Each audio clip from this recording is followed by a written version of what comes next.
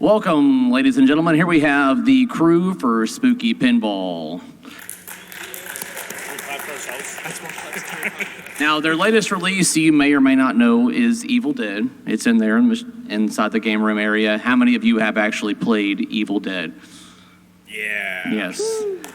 And I spoke to many people throughout the event and asking them what is their favorite game, and a lot of them keep highlighting Evil Dead, which is, for me, a little surprising, because for me, it's not a theme for me. But it's one of those things where, and I keep hinting on this, of the fact that it's a horror-based theme, but it's also very beautiful.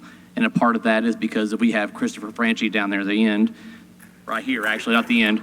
Sorry, he was at the end last year, but has done the art package for this. And I just kind of stood back even today and was just admiring of just how the colors popped. And he is evidently a very big fan of this theme. So in my head, I want to ask Franchi here, when it comes to art, when you knew you were doing this, like, where did you knew where to begin? I mean, like, what went through your head? Like, what do I need to do? Like, what do I want to do?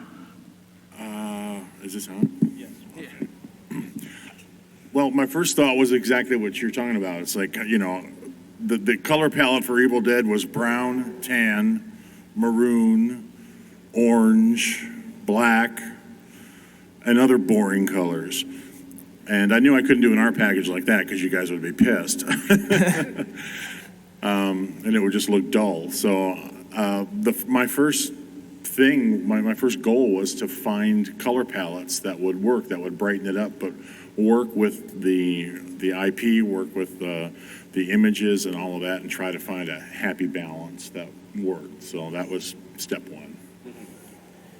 And it's like, because that's always the first thing that people see, obviously, is a machine. Like, look at it, just aesthetically, is it pleasing to the eye? And as of today, as someone who's not an avid pinball player, visited today, a friend of mine, he looked at it and he was like, it just looks really good. I'm like, I know. It's like, it's just, you just look at it, it's very pretty. And he was admiring the topper. He was like, that's just awesome. He's like, that is great right there. So it's like, when it comes to the topper, I kind of want a little bit more insight on the decision making on that process. Did you automatically know like what you wanted the topper to be? What other kind of ideas were going through your head? The topper, whoa, that's way louder than I thought it would be. Yours is the loudest. I know, because they want to hear me. So the topper kind of came about through a mutual friend of mine who does Las Vegas escape rooms, actually. And he basically has this prop department that makes a lot of props for various projects in the film industry, escape room industry, and things like that. And he's bought all of our games. He actually kind of helped me secure the Evil Dead license. And after he saw our Scooby-Doo topper, he was like, oh, I could help you, do some pretty cool toppers in the future if you wanted to. And I was like, what do you mean? He's like, I have this guy, Cary, who's worked on more than dozens, a lot of horror movies. Most notably things like the Hellraiser franchise, a lot of the remakes in the early 2000s. And he was like, he could make you a really sick custom topper and we could produce all these for you. So I was like, okay, deal, let's try that out. And we knew we wanted to do the Cheryl topper. Is your phone ringer on right now, Ben? We knew we wanted to do the Cheryl topper right away. We thought the top of the game opening up would be really cool. And that was kind of the original idea we had, was like, how could we get inside the head and open it up?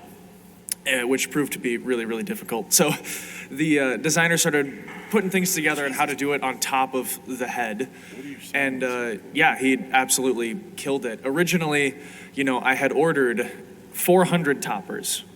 And I did the math on how many toppers we sold for Scooby-Doo, which was our biggest seller yet. And I was like, oh man, I way over ordered these toppers. Like, I made a huge mistake. I'm gonna cost us thousands and thousands of dollars. I better cut that back to 200 toppers just to be safe, which ended up costing us a little bit more money.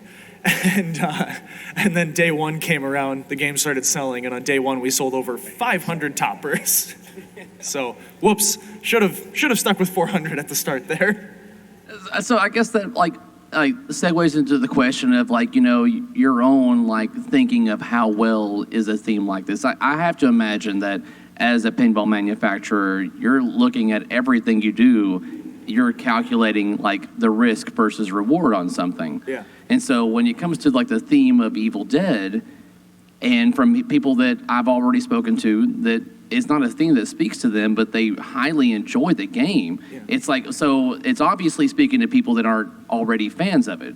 But it's like, so what was going through your mind as of like, developing this game, like as a source of like, the theme of Evil Dead? Is this something you're like, oh man, I really hope this is going to speak to the crowd, or is this maybe too niche? I mean, like, was it a sense of fear, or were you, like you already said, like in the topper, you're like, we ordered too much, we probably need to scale back. So I kind of want to know just a little more of your mental status of the whole process of this.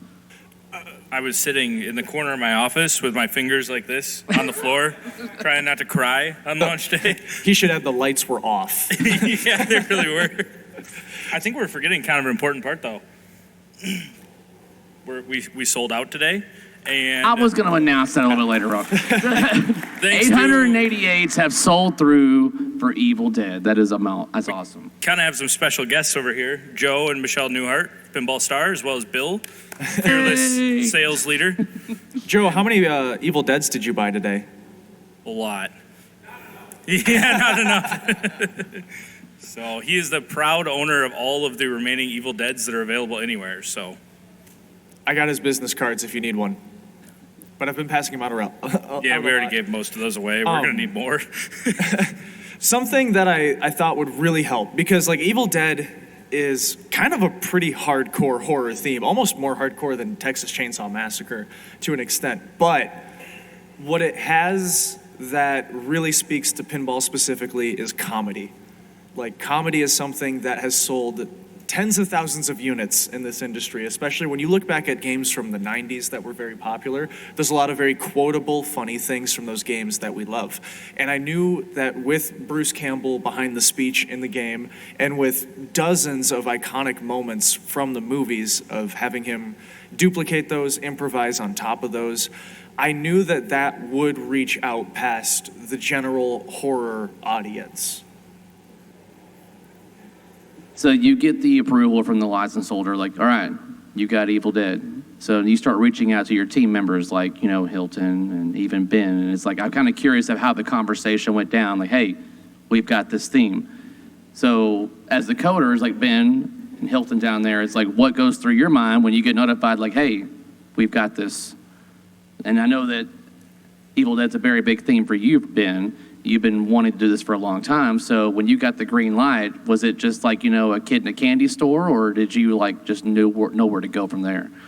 Well, they had come up with a lot of the rules ahead of time, like, okay, we've got, Henrietta mode, Cheryl mode, it won't let us leave mode. So they had a lot of that written up in Trello. So we just, what? It won't let us leave mode. Yeah, I said it right? Yep. Yeah, so they had a lot of that written up ahead of time. And when we started Texas Chainsaw Massacre, they gave me a literal blank slate. Like, I was magic marking what I wanted on the inserts. But with Evil Dead, they'd already done the playfield art or whatever. So there was kind of more of an idea of what there would be for the modes. So they're like, okay, we'd like this mode where it was the first two movies and then 4 modes per movie. And so they had a basic idea, so I used it as a template. But then myself, well, actually, it was all, you, me, and Hilton, we all talked about it. And we wrote a bunch of notes on Post-it notes, and we decided what we do for the modes. Yeah. So we'd have like a brainstorm session, and then I would have to code it afterwards. But I mean, Evil Dead is obviously a really cool license that I've always liked. And so, yeah, it was really fun to do. And of course, the most fun was like writing dialogue for Bruce. Yeah, Ben and I had some really cool just Zoom sessions going through writing various call-outs for things and putting things down that did not make the cut and putting things down that weren't funny at all, but were funny to us. Yeah. That did make the cut, that Bruce made fun of a lot while he was recording. And, something really special to me between Texas Chainsaw Massacre and Evil Dead both is I have had a lot of fun going to Madison and sitting down on a very cat hair covered couch with Hilton and Ben and brainstorming rules and modes and the overall idea of what the game was going to become. And Hilton and I had a couple really, really solid sessions on Evil Dead where when we were putting it together, we knew it was going to be pretty cool. We knew we had something pretty hot. Yeah, sorry, this one's a little hot. When these guys told me I was working on TCM, and I think they were like, "Oh, Hilton's got some fun ideas. Like, we think we want him on the next." And I think Ben was like, "Yeah, I like working with Hilton, and I like working with Ben a lot."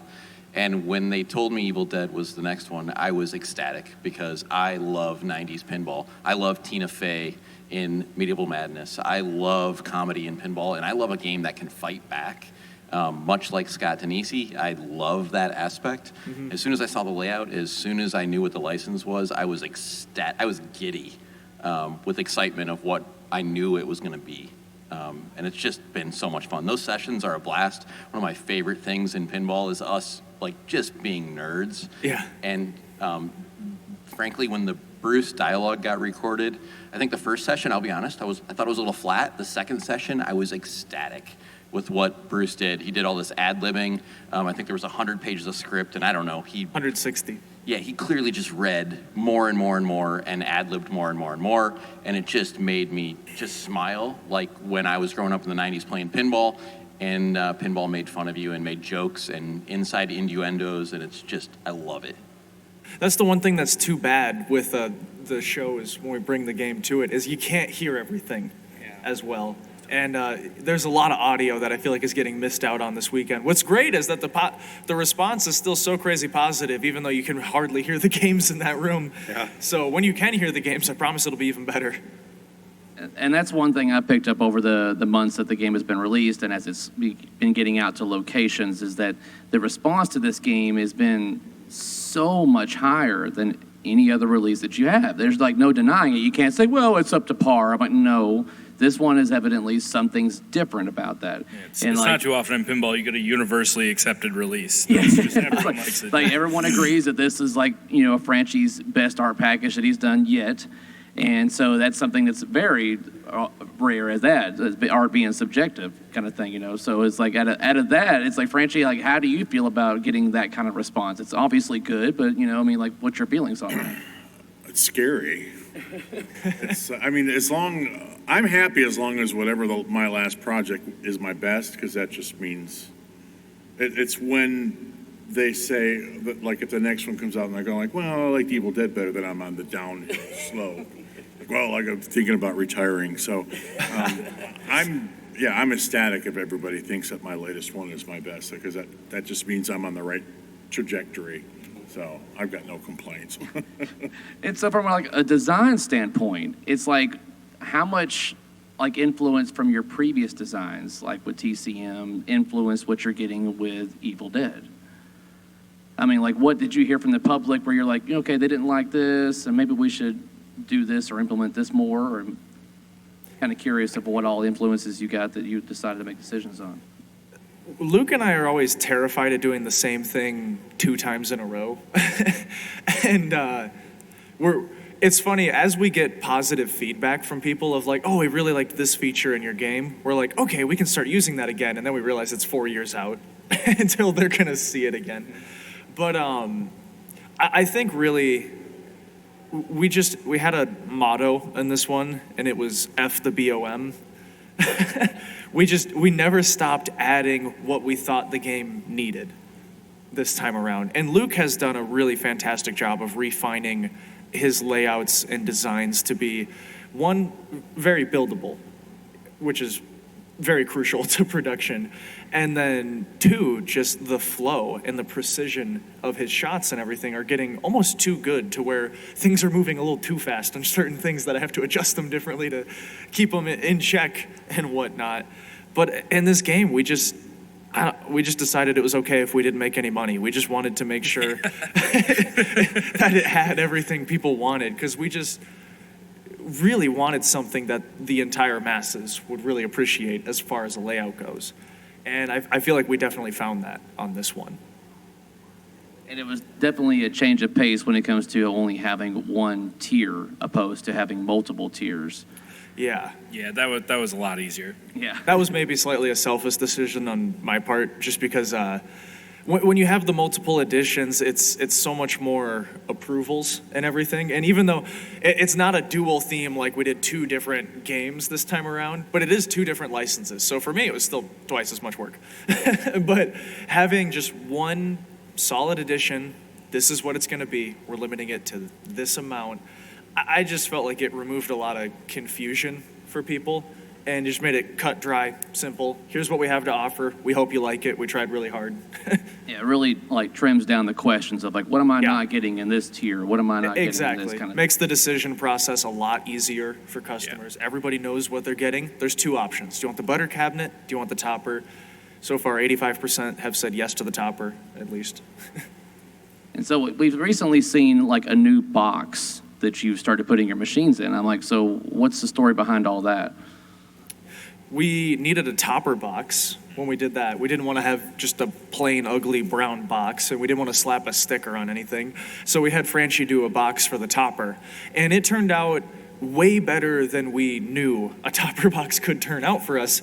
And we literally, it's kind of a mistake, really. We got the first game done with Evil Dead. We boxed it up. We put the topper on top of it, strapped it all down, and we looked at it. We were like, man, the game box looks like butt. It didn't look good together. No, it did not match. And we were like, yeah, that needs to match. We better up our game on the game box. So we sent it over to Chris, and I gave him 2 ideas, and he ran with it with the rest of the way. And now we have the sexiest looking game box in pinball, I think. That's the craziest part about Franchi. You just draw a little box and he puts beautiful art in it. You can draw any shape you want. I just draw all the lines I want and he colors right inside. He's never short on ideas. He honestly has too many ideas. I know you stated that in the past where he's always hitting you up like, hey, let's do this and let's do this. Like, hold up, slow down. I And I'm got like, more than an artist when we brought Chris on. I got a marketing genius to a fault. What fault? It's just too, I can't do it all. We're not doing this right now. It's so I also Hilton, got a wife. Hilton, I want to say you were one of the first locations that actually had this game available for play, right? And so you actually had one of the best problems ever when it comes to having a machine on location is that you're having to Hey, Cary. constantly empty the coin drawer. Go to that chair so we can see you. Go. Yeah, Go up there. I'll tell the story. So I run 1/3 of Madison Pinball. We have a bunch of games on route in Madison. We supply the pinball machines in a few of the bigger arcades for IO Arcade Bar. Shout out to them. Love the place. Please stop by if you're in Madison to support. So clearly I'm nervous because I'm part of the team, right? So there's a lot of pride and you're putting yourself out there on display, and I'm doing it not just for everyone here, but I'm doing it for my local community, right? The pinheads I care and love and our friends. And that's a hard thing to do, right? So you put it out there, and I think I put it out there on a Thursday. And, no calls on Thursday, no calls on Friday, no calls on Saturday. Sunday is when the hardcore, like the guys who are really into pinball, all of us, are going to go play because the bar is quieter. I can hear the game, I can play it, I can really session it out.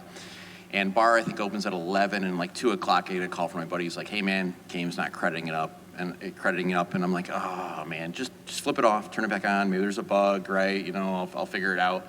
And he's like, nope, put more credits in, still not crediting up. I'm like, give me 15 minutes, I'll be down. And I'm like, yeah, man, we made it the whole weekend. What is it? And I open the coin door and the quarters fall out. It's not crediting it up because it had $512. I've never seen a game do that. It had nothing wrong with it, right? It was full. The coin box had too many quarters in it. I should have put a bill validator on. That was the problem. I've never seen a game do that. I've heard stories from like Rob Anthony from Lockwood Lit back when he was, helping operate games when Adams would do, $400 in a week. It was astounding. And air free, it's the best problem you can ever have as an operator. It was pretty cool, and it made me proud, right, to be part of the team. And these guys have built such a solid game, and Luke really putting a great game together, and the quality. And Spooky continues to improve, right? So I help out with these guys, but I'm also an operator. And have high expectations for what these guys do to put it together. And knock on wood, we're over 3,000 plays, I think, in 7 weeks it's been out. And I literally have a flipper button I've replaced. Yeah. And I've tightened a coil stop Allen screw and keep it cleaned, right? Keep it running. It's been fantastic. Best Spooky built game to date. And I said that for every Spooky game because they keep improving. And because of the amount of coin drops he's gotten, we don't have to give him a Christmas bonus. And that's been the constant hearing that I'm overhearing while I'm standing around people waiting in line is that they're like, Spooky is stepping up their game, like every time. Like every game seems to be better than the last one. And so I guess the next question is like, why did it take you over a decade to make a game as reliable as Evil Dead? That's my fault. No, I think we're trying. I guess the experience is finally kicking in. It's funny to say that because we've been doing this for quite a while now, but I think that bringing a lot of the people on board that we've brought on board has made us a lot stronger in every aspect of the game, from the physical parts to just the operator feedback from Hilton. Even Franchi's art elevates the whole look of the game. He makes the whole thing look better. I don't know how Franchi's art can make a steel part look better, but it just does. I don't. It just elevates the entire game. And then Ben, I think, is really coming along. He's one of the better programmers in the business. I think he makes really cool games, and yeah. Well, and a big part of it over that 10 years that we nipped in the butt, and we're consistent with our team now. You're getting the same teams, you're getting the same board sets, you're getting the same parts every single time now. Over that 10 years, we had a lot of changes constantly, that whenever you have a major change in your build, if it's something like your board set, it takes a while to nail something like that down, to get it really refined and perfect for your game. We've been using the Warden system ever since Scooby-Doo now. So having that same board set each time has helped. Luke being behind the CAD and the design in every game, he keeps improving every single time. Ben is on his third game now. Fourth. And we'll be doing his fourth. So he keeps getting better. No. Bill Paxton Pinball, America's Most Haunted, Texas Chainsaw Massacre, Evil Dead, and then Barbie's Horse Adventure. There we go. We all know it's that next. is, yeah, we that's the next game. We know that. We know. We got to say it a little more solemnly, like everybody knows. Ben, how many texts have you sent during this panel? Oh, don't even. It's terrible. It's a disaster. Don't get him started. It's like I want to ask Ben questions also, but I'm like, I don't want to disturb you also. But no, we have a very consistent team that has a lot of experience under their belt now, and it's only going to keep getting better. So, like, when it comes to design also, and you have your theme, some different designers have a different method of how they work around the theme or what they want to implement.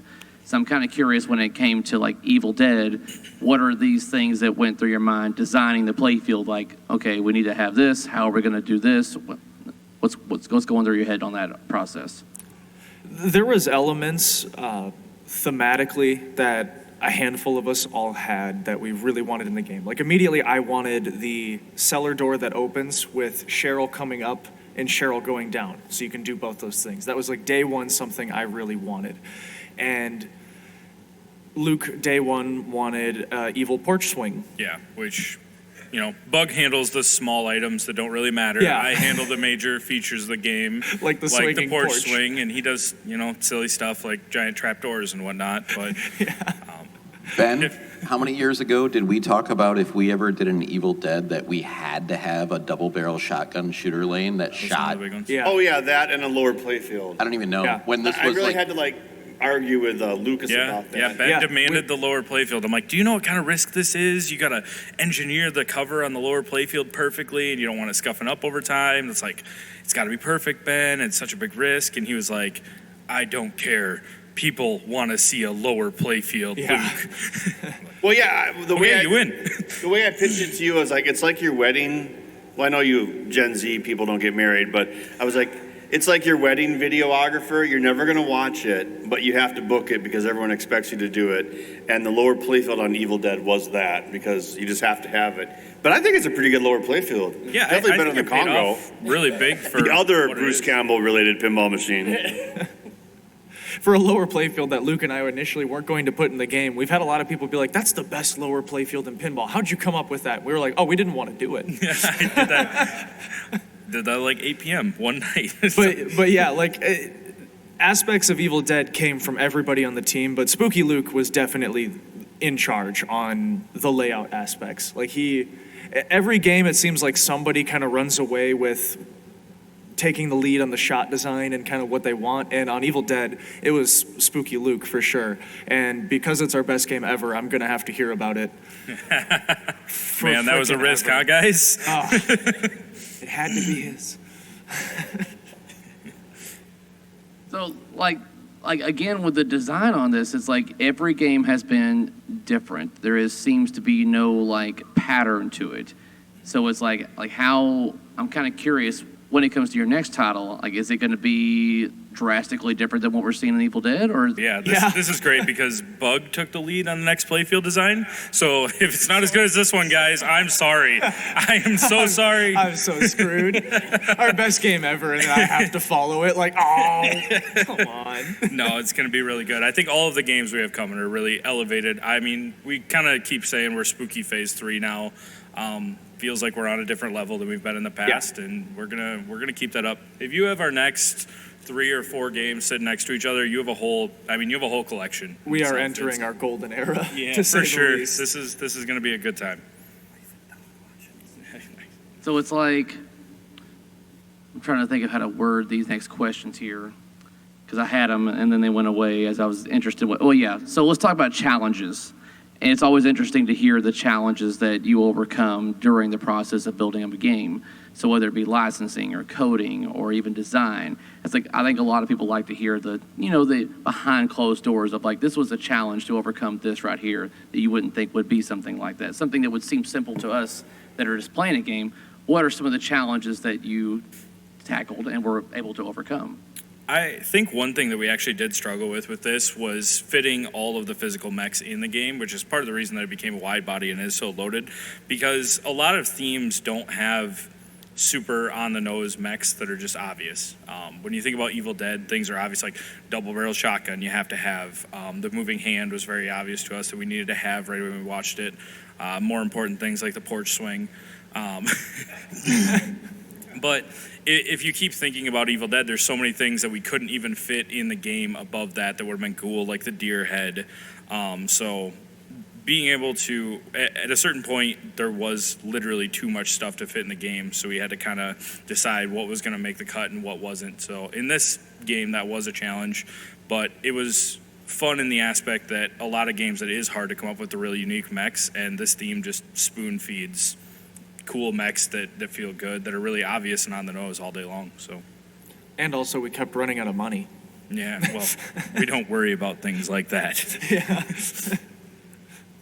No, Luke definitely had the toughest challenge on this one when you look at the center, just the center section of Evil Dead, where you have a lower playfield, you have the 2 deadite pop-up mechanisms, you have the Cheryl cellar door that lifts up with the targets that raise up in front of it, you have the right lift ramp, you have the shotgun mech to the left of it.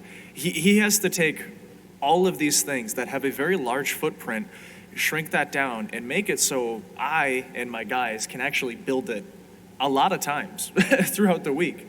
And he had multiple revisions to make sure that this game was possible to build for us. So he definitely had the biggest challenge on this one, because the underside of Evil Dead, I actually saw it give Chris Turner a stroke. Like, I lifted it up and he went, oh. You put all that under there just like that, huh? What are you doing? Wires? Think of the boards as a wiring artist. No, he does really clean work. He's phenomenal. So like Ben and Hilton, like from a coding aspect, every time they like have an idea, is that like, oh great, here we go, we have to implement this, so we have to code around this kind of thing, or is it a blessing or curse? How does that process go for you? Could you repeat the question? Sorry. I can take What this. is your favorite Ben, I'll color? take this. It's fine. Ben's busy. Yeah, it's a disaster at home. No, I don't think so. I think the challenge is fitting it all in, right? There's so much content. I don't think there's any limitations from either movie.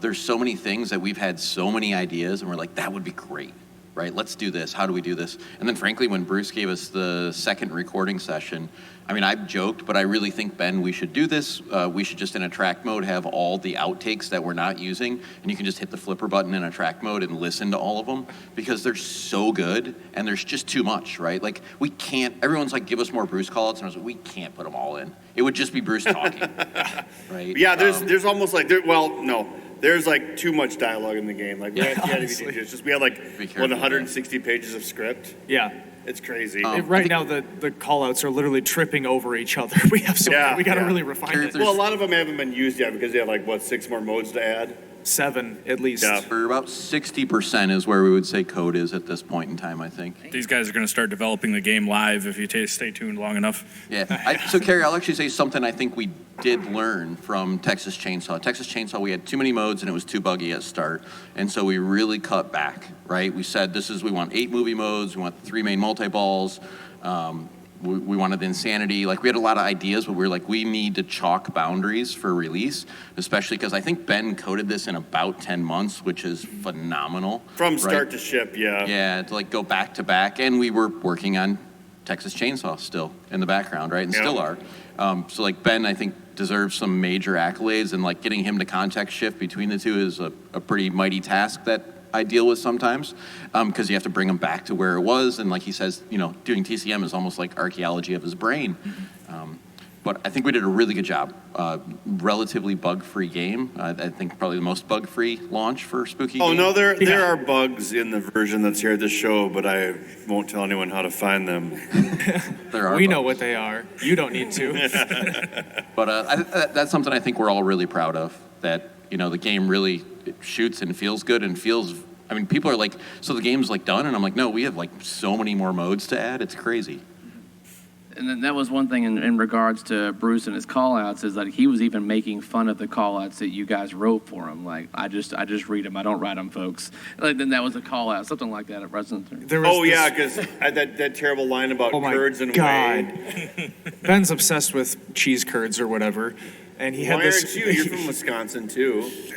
I'm just cooler about it. No, he had this call out called "Make those targets like curd and get them out of my whey." And Bruce reads it. He's going through it. Make those targets like curd and get them out of my whey. Do you get it? Do you get the joke? Make those targets like curd and get them out of my way. I don't write them, folks. I just read them for a lot of money. And I made sure it's in the game. Yeah. If Bruce thought a call out was stupid, he made sure I knew. So Chris, challenges on your end. What are some of the things that you encountered in the process, developing the art package for this game? How to make something so hideous look fairly acceptable. It's a gross. Both of them are foul movies, and You're a fall movie. I am. But how do you can't sidestep that. Sorry, people who are like, I have kids, I can't have this game, damn it. I can't ignore that. You got to have Ash with blood splattered all over him, because that's how he spends half the movie. We had that problem with TCM, too. They were like, this is kind of That's a a little path too you much take for when you- my kid's basement or whatever. Yeah. So, it was tough to try and find a balance. I had to work with 2 different movies. How do I make that work? Because they're drastically different. The cast is completely different in the second one from the first one. And even Bruce looks different in the first and the second one, so I decided, okay, I'm going to split it up. The Back Glass will be the first movie because that's what started it all, but we'll have Evil Dead 1 on this side, Evil Dead 2 on this side. Playfield's going to have to be a mix. We'll just, make it work, depends on the shot. So just, it's a lot of trial and error. You put something down, you put something next to it, and they go, that doesn't look right. Take it out, move it, add something different. There's tons of elements and different things to use within those movies, but everything always comes down to a balancing act. And we had 2 different movies from 2 different studios, 2 different licensing holders. And, I guess the hardest part was probably the playfield and trying to, find some harmony in that, make it work, make it look good, make it look creepy, make it look scary.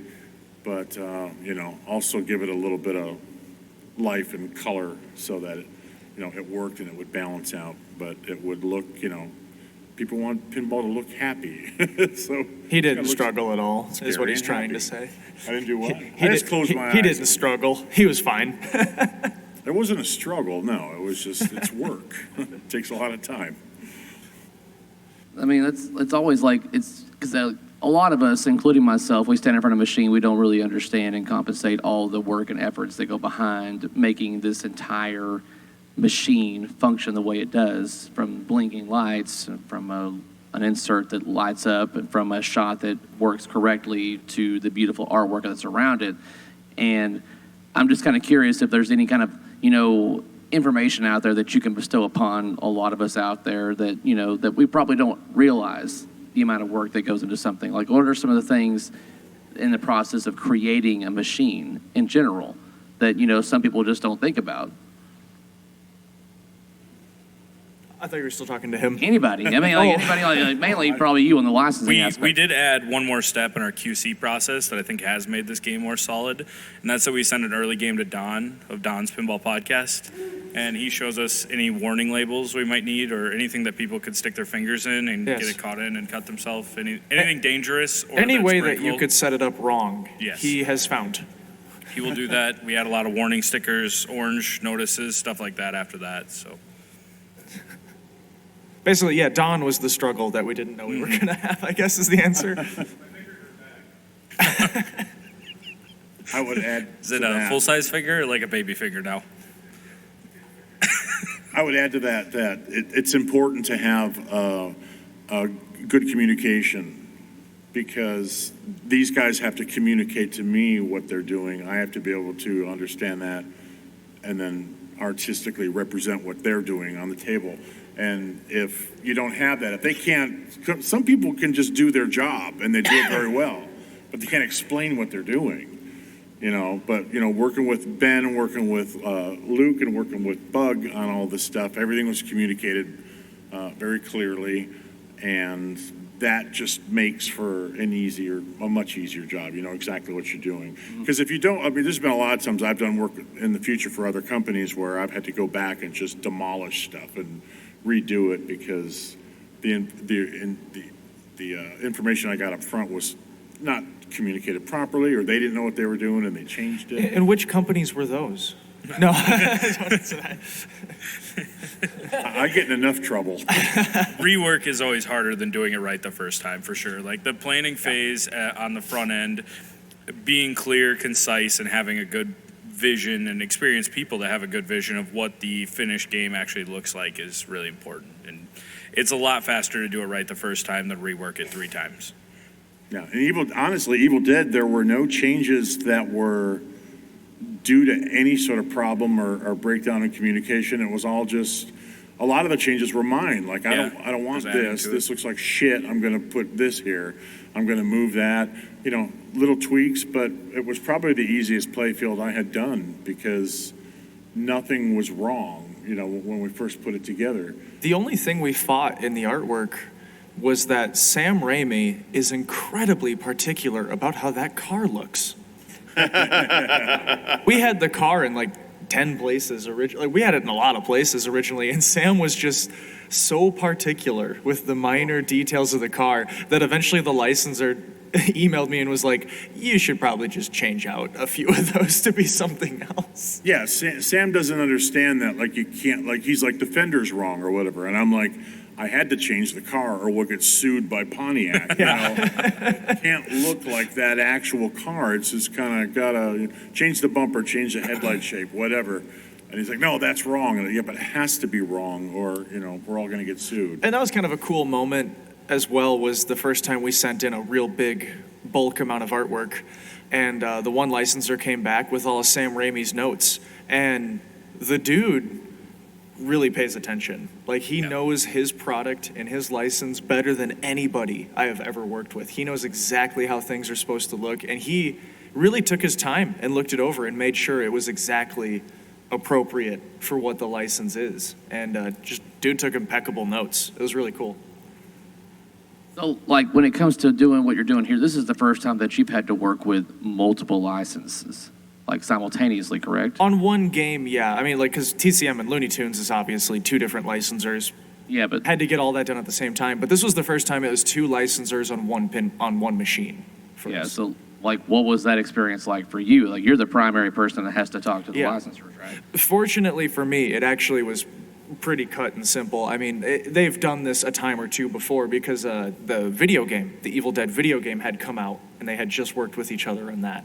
So they were already kind of in the groove of working on stuff like this together. So I originally talked with the first movie's licensors. And when I was talking with them, I was like, to get the ultimate experience out of this, we really need the second movie as well to like really make this work. And they were totally on board with that idea from the get-go. They introduced me to the other licensor for the second movie, and we're like, absolutely, whatever can make this happen, let's do that. And got introduced to them. They were fantastic as well. And overall, the process of submitting things and having them collaborate, they're great about it. They'd already done it quite a bit, so it just worked out. I mean, I could make up stories and complain and say, like, oh, it was hell, 2 licenses on one game, but honestly, they were fantastic to work with. All right, so like we're like creeping up on the last 10, 15 minutes of the seminar right here. I didn't know if you guys wanted to do any type of like giveaway games like we did last year when it comes to like a Playfield t-shirt, whatever. I don't want to assume what you have the ability to do. How Okay, didn't they have a how about we t-shirt do, like, cannon all that last stuff? year? T-shirt bazooka. We will give away Franchi's shirt that he's wearing right now. What about my Speedo? But either way, we also have a microphone right here in the center. So if you guys want to talk to these guys in the Spooky team and ask them a question, by all means, step right up and ask a question. The anticipation's killing me. I hope it's good. Good Wrong. evening. First of all, Bug, Luke, Chris, just want to say thank you for coming down. I actually have a Scooby-Doo in my, my arcade I manage for about a year and a half now. It's always had some bugs, physical and electrical, but it's held up well. Looney Tunes, a little more trickier, but just please tell Adam, AJ, and Tori, Jeremy from Southern California, thanks them and you guys for all your help. But I did have one question. Regarding the warden system, whenever you open the coin door, the ball searches and the game doesn't stop. Have you guys ever thought about like putting like a interlock switch in just to pause the game? Well, there used to be an interlock switch. Yeah, on we the did older used to use an games. interlock switch. It honestly wasn't used by a lot of people, and it did confuse quite a few people because they would be trying to test things, and they would have their door open, and they're like, why won't my stuff fire in the test menu because I have my door open? So Yeah. we eventually decided to just do away with it. It didn't seem like it was, it seemed like it was an equal part confusion to a help. I see. Well, thank you very much, and tell Tori, AJ, and Adam, Jeremy from Pinbug, thanks them for their help, and thank you guys for making such a fun game. Game. absolutely. Yeah, for sure. Thank you, man.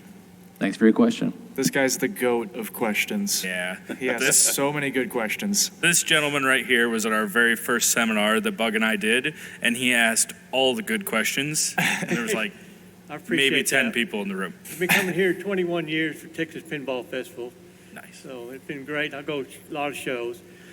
Now, when you do 1,000 games a year, and the person who's the last, how long he's going to have to wait before he gets his game?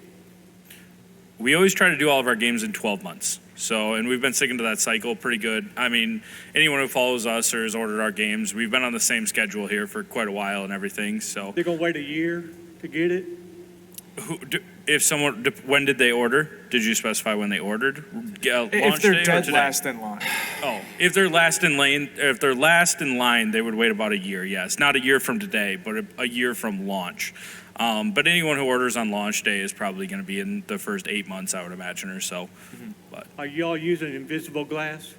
we're about to. I just ordered a crate of it. Okay, that's great. More better for you. Yep, we'll have it available at the factory, Be so you'll be able to get it more shots and factory everything installed. So, I'll let somebody else have a turn. That was it. Neil. Hey guys, so two things. Once, I've given you guys a lot of hard time about quality. I've just been watching out there. You guys have made a step, no question about it. Well done. Thank you for that. Yep. And I don't do that because I like whining at people, but I don't know if you heard the seminar before, but games working in arcades well, and you'll know this, Hilton, right? There's nothing more important. When people come in, the game's down, they've traveled from, far, especially in Europe where there's not that many games, so appreciate that. My big question was, how is it working with Bruce Campbell? I'm a huge Bruce Campbell fan, and when you guys got this IP, I was like, oh, this is going to be awesome, but how is it working with him, or was there any stories, anything exciting about working with Bruce Campbell? How was it working with Bruce Campbell? Oh, okay, sorry. Sorry, I speak in English. I got terrible The ears. King's English. The show has. He doesn't understand English either. Yeah. No speaky English. No, Bruce was. My favorite thing about him was that I felt like Ben and I put a very good script in front of him, and anything in our script that sucked, he made a lot better because his improv skills were off the charts good. Yeah, And, most of the improv is in the game. Yeah, like he just would take, because Ben and I would be like, okay, we've done like way too many funny extended call outs. We got to do some really simple stuff here that's just general information. And Bruce just wouldn't go for it. He just had to add to every single thing that he would record in some way or another. So we really got what we paid for there as far as him making sure that he was in fullest Ash form for the game. And I kept thinking about all the DVD commentaries I would watch of Evil Dead 1, 2, and 3 with Bruce and Sam Raimi and all them and Ted Raimi. And they would always talk about how Bruce is like, oh, he's a dullard, he's kind of dumb, he's lucky, he's kind of a jerk. So when we were writing it, I'm like, okay, well, let's write him that way. Like, at least the way I did it, I'm like, I'm not going to write him like some sort of superhero. I'm going to write him like a dumb jerk. Yeah. And he said all the lines. Yeah. Like a dumb, lucky jerk in those movies. Oh, God. You want to know the story behind this? What is going on It's actually over there? kind of relevant to pinball. My family went to my house to like feed my cat, and they're like, oh, we can stay at Ben's house. And then my mom, who's getting older, she locks the lower locks I told her not to lock. And I'm like, you only have the deadbolt key. Madison is not Detroit. If it were, our property taxes would be a lot lower. Come on, it's true. So anyway, during this conversation, I contacted my friend who has an arcade, and I had him go out and drill out the lower lock in the back of my house. Oh, no. That whole arc happened during this seminar. So this is kind of like pinball, right? So this is working with Ben Heck. Oh, God. It's resolved now. How many locks are on the inside of your door, Ben? Well, there's two, 7? right? Okay. So I'm like, only use the deadbolt. But like my mom's like, oh, no, Madison is like Detroit. It's like Don't Breathe, which was produced by Sam Raimi. Closing all the locks. Oh, that'll keep them out. Oh. If you shit on my hometown one more time, we're going to have words, mister. No, hey, dude, This ain't it's my Detroit. mom. Anyway, everything's all right now, which is also a line from the Evil Dead commentary. You can just interrupt him. It's okay. Just cut in. I'm done. Glad to hear it's all working out for you. So since the machine's doing so well, since it's sold out today, congratulations on that. Thank you. And since it's, according to you, it's the best machine you've ever made, and I agree. What are the chances that since there's more to this property, that at some point in the future you guys could look to do a Army of Darkness, Ash versus Evil Dead follow-up game Hey, man, to this? the Stern guys are in the back of the room, All so right. just like keep it down. No. Sorry, I don't want to hurt anybody's feelings. No, I think we could definitely. I mean, you still have the Army of Darkness, so maybe someday, 6, 8 years down the road, we can. Hopefully, I'd love to do it again. 6 to 8 years. Okay, Yeah. good deal. All right, good luck. Thank you. That was an exact date. No, I'm just kidding. Yeah. To the day. Are there any other questions for the spooky team? Oh, Here he comes. he's going. Slow down. I knew he had more. He was just being polite. Well, I know you all do a lot of your own production, like parts and stuff. Yep. How much is you outsource now? How much do we outsource now? Not much. Not much. Honestly, some of the minimal stuff that we still do outsource, some of it we have the capability to do ourselves, but it can be more efficient to outsource it, but we keep the ability to do it ourselves as a backup for things like during COVID. Obviously, everyone knows we didn't really miss a beat during that in our manufacturing where a lot of people were struggling, so we were able to get through that. So we do a lot of planning for stuff like that, and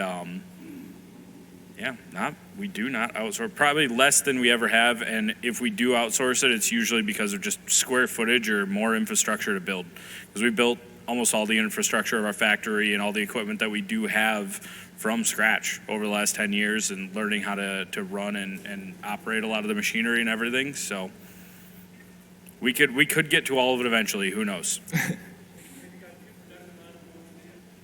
No, we don't really do 2 production lines. We have a mixed production line. So the system that we use basically allows us to switch between titles every day. So if Morgan needs to ship out a Scooby, 2 Looney Tunes, and an Evil Dead, we do 4 games a day right now, and we'll be moving up to 20 games, or 20 games a week, sorry.